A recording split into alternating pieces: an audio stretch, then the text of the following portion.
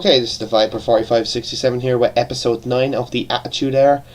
This is WWF In Your House 17. This is Ground Zero. So, this was in the Lewis Center in Louisville, Kentucky.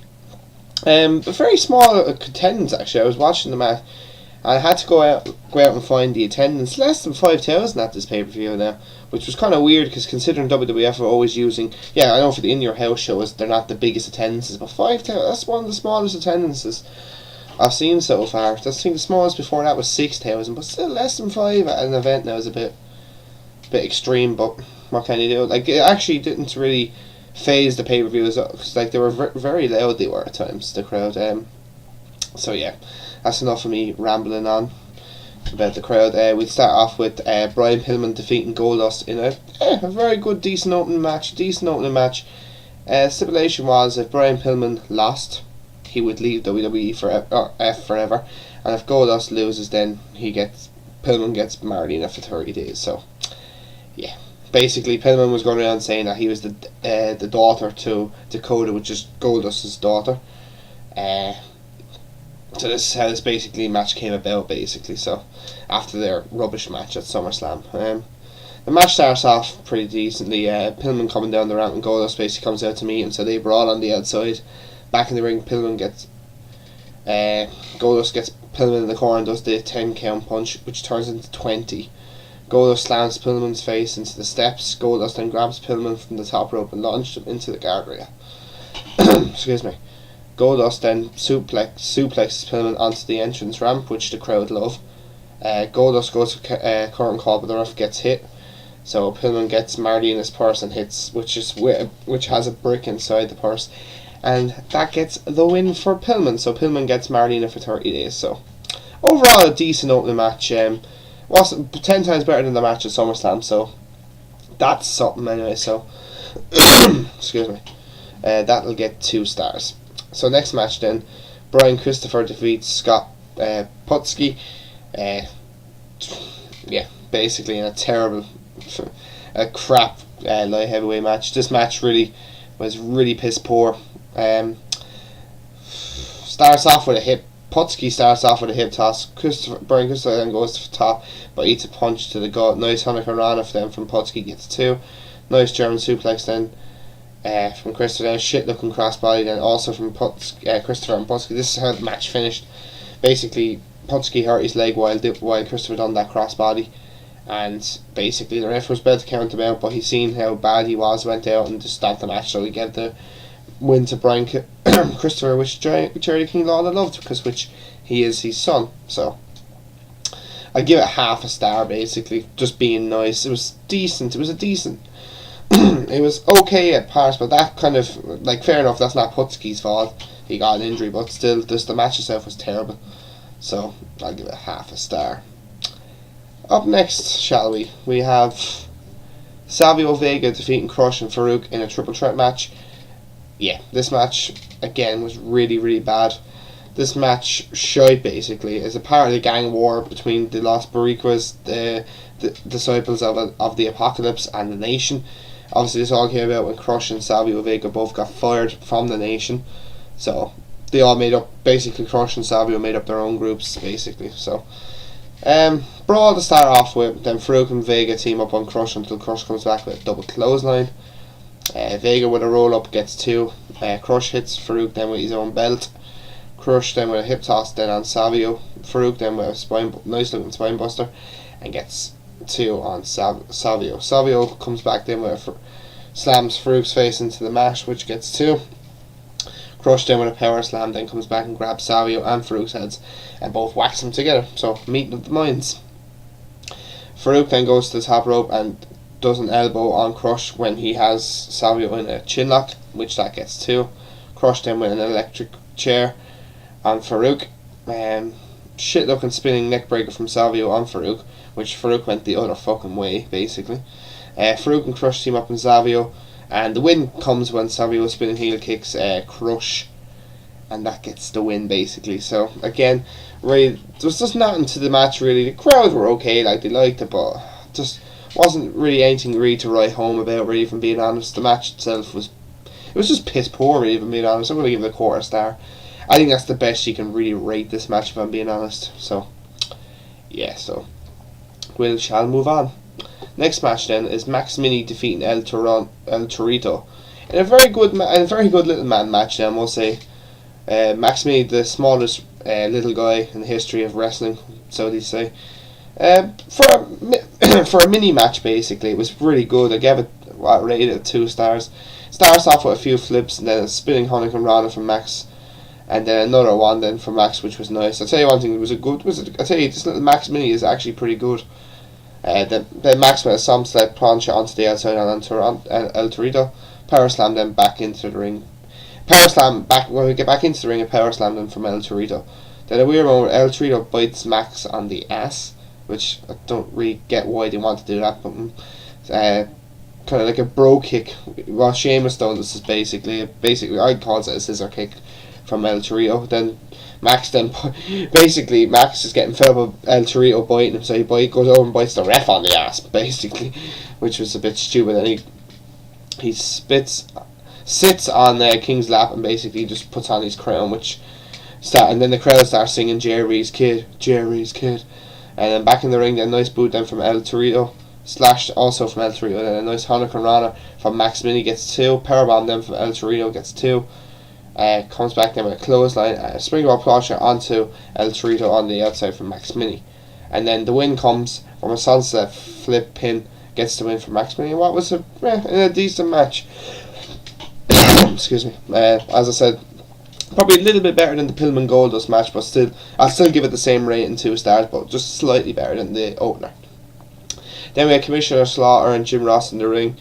They want obviously Dude Love and Stone Cold to forfeit the WWF tag belts, obviously after Stone Cold getting injured. So Dude comes out, he gives up the belt basically, no problem. Austin comes out and basically does what Stone Cold does, basically doesn't give a shit to anyone. He does give up the belt, but he does it in his own manner by giving Jim Ross the Stone Cold Stunner, basically. So yeah, pretty good segment, I must say. And then obviously following this segment then was the Fatal 4-Way to determine who would become the new tag team champions. The Headbangers defeating the Legion of Doom, the Godwinns, and Owen, Hart and the British Bulldog in a shite match. Now this match, they could have done actually something with this match. Like, Owen, Hart and British Bulldog are they're great wrestlers. Fair enough, the Legion of Doom are not the best, neither are the Godwinns. Headbangers probably are better than the Godwinns, probably. Well, like, they could have made something out of this match. Like this, instead of being a quarter star match, or I've seen some people rating it as a basically dud, like no star match. This match could have been 2, maybe even 2.5, and that's good for this type of match. But like, I just don't get WWF. Looks like it was just basically just put together at last minute. That's why these matches are not as good. So, Trasher and Henry start off. Animal hits, basically then we were halfway through the match, then Animal hits one of the members of the Godwinns with a bucket. So basically the L.O.D are basically then disqualified, which was fucking stupid. Mosh gets Trasher and throws him off the top rope onto Phineas, which gets 2. Mosh then with a sunset flip pin on Phineas gets the 3, so it's down then basically to the Headbangers and Owen, Hart and Bulldog, which they've done basically fuck all throughout this whole match. The win basically comes when Stone Cold comes out and stunners Owen and Trasher gets the pin, and obviously they get the WWF, and the Headbangers are basically the WWF tag champs now. So as I said, this match really wasn't good. I'm going to give it a quarter star because I'm nice. And then we go to the crowd. Basically the Headbangers go out to the crowd and celebrate, which was kind of nice. Then JR said to Slaughter, actually, you can't trust Austin, the son of a bitch. All this 316, well, they can kiss my 316 ass. And then basically said, if it happens again, I'm out of here. I'm not here to be whipped upon. So, which you can understand. And he also had a nice pack on his neck. Next then we had Bret Hart defeating the Patriot in a very good match to retain the World Wrestling Federation Championship. Match starts off with Bret kissing the title and punching the Patriot, basically kissing it and then run over. Bret then puts him on the 3-0 and stomps him a few times. Then the Patriot works on Bret's arm for a little while and gets out of it, and then Bret works then the leg, obviously Patriot, obviously to get the sharpshooter. Then Bret gets the ring post figure 4 leg lock on. The British Bulldog comes out to ringside, snaps suplex from the Patriot, and then a DDT on Bret, which gets 2. Bret then Patriot gets 2 off a roll up, and then roll up then again, and then a roll up of his own from Bret, gets 2. Patriot also gets 2 off a full Nelson slam, which he calls the Uncle Slam. And ironically, his song is Kurt Angle's first ever team song. Actually, I recognise that. Like, I never heard of the Patriot until I started watching it. I said, oh my god, like, they must really like that song for Kurt Angle. So obviously with Bulldog kind of interfering, Vader comes down to help the Patriot. They team up on Bulldog. Vader slams then Bret into the steps. The big boot then from Patriot. Patriot goes for a missile. His missile dropkick or missile slam, whatever you want to call it, gets it, but only gets a 2 count. Back suplex then gets 2 then for Patriot. Bulldog from Bret and then an elbow from the second rope gets 2. Patriot then owns Bret in the corner, then ref gets an elbow to the face and another Uncle Slam, which gets 2 again, which Bret gets his foot on the ropes though. Crowd goes into a massive USA chant inside, and an inside cradle gets 2 for Bret, and Patriot then goes for the sharpshooter, but obviously Bret reverses and gets and Bret gets the sharpshooter on, and that's what gets the win. And then after the match, then Bret just pile drives Patriot just for a good measure, and then basically snaps the USA flag and just proceeds to choke him basically. So obviously the very good match, I must say, and obviously this is going to build up to their the next match at Bad Blood, the next pay-per-view basically. Obviously Patriot and Vader are going to team up to take on Bulldog and Bret Hart, so which is kind of good. And so this is another thing I liked about the match. So very good match, and I'll give it 3.5 stars. Yes, finally some good matches, and then obviously this leads up to another good match. So both Undertaker and Shawn Michaels both get DQ'd in this match, but a really, really good match, a 4-star match in my opinion. I really enjoyed it. Like, the match itself was basically a brawl. Like, these two always seem to have good matches together. This came about after HBK cost Taker the WWF title at SummerSlam. After he went to hit Bret Hart, but obviously Bret Hart ducked and he hit Undertaker basically. So that's how he lost the title. And on the Raw, then one of the Raws, HBK and Triple H, Hunter Hearst Helmsley basically just fucking attack Taker with a chair and bust him wide open. So yeah. So Taker comes out, HBK is hiding behind the ref, which was funny, and then Taker just knocks out the ref and launches the ref on HBK basically. Taker destroys HBK in the ring, and then they brought up to the rampway, and Shawn goes to the stage part where he tries to knock on the door of the In Your House stage and basically try to open it as well. Taker power slams HBK on the steel ramp. Taker then rams HBK's head into the steps and choking him with TV cables. Then rams him into the guardrail. Another ref comes in. HBK begs him to end the match, but obviously the match has not officially started. Then the bell rings. HBK chop blocks the leg of Taker, and then goes.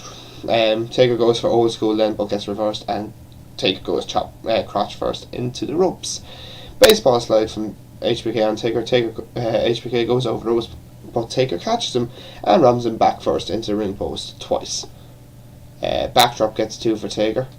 Taker grabs HBK but by the trunks, and you can see his HBK's arse basically, and well, the girls go crazy.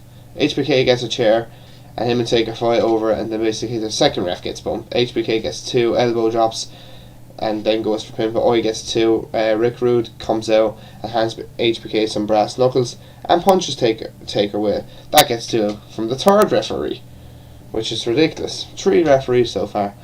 HBK then hits the third referee as well, basically. So there's 3 referees out. Then Hunter Hearst Helmsley and China come out and beat up on the Undertaker by double teaming him and ramming him knee first into the steel steps. HBK chokes Taker then with a TV cable for a bit of revenge. Taker then goes for a tombstone, but that is reversed. HBK then goes for Sweet Chin Music. That's also reversed. Taker then goes into HBK's trunks, grabs the brass knuckles and hits him, and then hits Triple H when he's on the apron of the ring. Taker then gets a cover and gets 2. Basically, Taker chokeslams the second referee. Then a flying clothesline, and then a 4th ref comes down, which is Tim White, and basically disqualifies both of them. And the 4th referee gets knocked out as well. So all the roster come out to break him up. HBK is on the outside with all the heels. Taker just launches himself over the rope, which was absolutely brilliant. So that ends, and obviously Taker goes back into the ring, basically. So that ends the show. So a really good match, as I've said. Really enjoyed the match. The finish itself didn't really tarnish the match at all, really, because obviously they were going to keep continuing the rivalry. We obviously know what the next pay-per-view. Obviously their next match was going to be Hell in a Cell. So So as I said, this match was excellent. 4 stars easily, so I have no problem with that ending or the match itself, to be quite honest. Overall, the show itself, it wasn't great, but it was one of the best. It's probably it's the 3rd best in your house show I've seen so far. The opener match was good. The little man match was good, and the 2 kind of main event matches were excellent. So obviously there's a few little problems with 2 or 3 of the matches, but other than that, like, you can't. There's nothing. It's nothing as bad as obviously the earlier pay-per-views of the year. So far I've had, this is the 3rd consecutive decent pay-per-view I've reviewed, so overall I give it a 6 out of 10, which probably a bit too much, but I enjoyed the pay-per-view a good bit. So yeah. So the next pay-per-view I'll be doing is WWF One Night Only. I'm looking forward to this because I've actually started to watch a little bit of it already. I'm loving it. I can't wait to review this. I don't know when I'm going to review it because I am moving house. Because I will be leaving this house. And thank God we get. I don't actually have a light. That's why you can. Like, I'm using a lamp at the moment. I've been using the lamp now for the last couple of months. Don't have any light up, kind of a big light. So when I move into this new place, obviously you'll get to see. It won't be as dark as it is now. So that's enough of me rambling. So this was the Viper 4567 signing out. Please subscribe and comment and like, and obviously let me know what you think of everything else. So I hope you all had a good New Year as well, and I will talk to you guys soon. So take care, guys.